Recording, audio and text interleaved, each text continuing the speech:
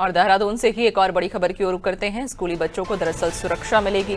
वन्य जीव प्रभावित क्षेत्रों में ये सुरक्षा मिलेगी, तो वन विभाग और जिला प्रशासन के स्तर से सुरक्षा मिलेगी। वन्य जीव संघर्ष की बढ़ती घटनाओं के चलते ये फैसला लिया गया है, तो स्कूली बच्चों को सुरक्षा मिलेगी। वन्य जीव प्रभावित क्षेत्रों में ये सुरक्षा मिलेगी। वन विभाग और जिला प्रशासन के स्तर से सुरक्षा मिलेगी। वन्य जीव संघर्ष की बढ़ती घटनाओं के चलते ये फैसला लिया गया है।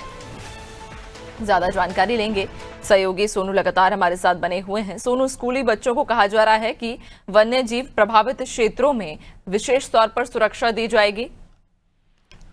देखिए, जिस तरह से कई पर्वतीय क्षेत्रों में लगातार जो वन्य जीवों के हमले की घटनाएं हैं ये बढ़ रही हैं, इसने कहीं ना कहीं वन विभाग की जो चुनौतियां हैं वो और बढ़ा दी, और यही वजह है कि स्वयं मुख्यमंत्री को जो है वो कमान संभालनी पड़ी।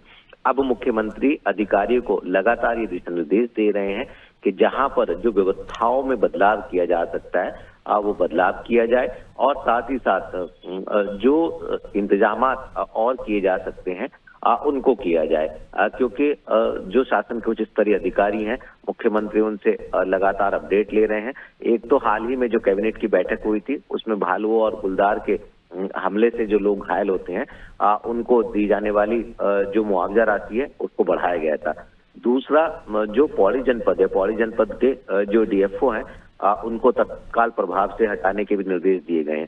साथ ही साथ एक बड़ा महत्वपूर्ण पहलू नैन्सी वो ये है कि जो स्कूली छात्र छात्राएं हैं, जो वन्य जीवों के हमलों के जो से संबंधित जो प्रभावित एरिया है, इन सभी क्षेत्रों में वन विभाग और जिला प्रशासन के स्तर से वो वाहन उपलब्ध कराए जाएंगे, यानी इनकी सुरक्षा का जो है वो इंतजामात हम कह सकते हैं कि छात्र छात्राओं की सुरक्षा के इंतजाम किए जाएंगे। और इसके लिए एक रणनीति बनाई गई है, क्योंकि मुख्यमंत्री स्वयं अधिकारियों को दिशा निर्देश दे रहे हैं। तो ऐसे में आने वाले समय में जो भी मानव और वन्य जीव संघर्ष की घटनाएं जिन क्षेत्रों में घटित हो रही हैं, इनको रोकने के भी प्रयास किए जा रहे हैं। जन जागरूकता के दायरे को भी बढ़ाया जा रहा है, और खास तौर पर जिन क्षेत्रों के स्कूलों में होने वाला पठन पाठन का कार्य प्रभावित हो रहा है, यहाँ पर सुरक्षा की व्यवस्था को भी चाक चौबंद किया जाएगा, यानी छात्रों को सुरक्षा उपलब्ध कराई जाएगी। और इसके साथ साथ जो मुआवजा राशि है उसको भी बढ़ाया गया है। तो सरकार के स्तर से प्रयास जरूर किए जा रहे हैं। विभाग के स्तर से जो तमाम प्रयास किए जा रहे थे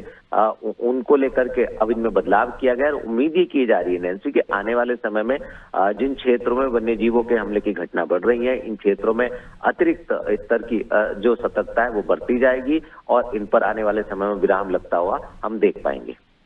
बिल्कुल, यानी कि अब कहीं ना कहीं वन्य जीवों की लगातार जो बढ़ती घटनाएं हैं उनको देखते हुए ये बड़ा फैसला लिया गया है कि वन्य जीव प्रभावित क्षेत्रों में जितने भी स्कूल हैं वहां पर बच्चों को सुरक्षा मुहैया कराई जाएगी। बहुत शुक्रिया आपका जानकारी साझा करने के लिए।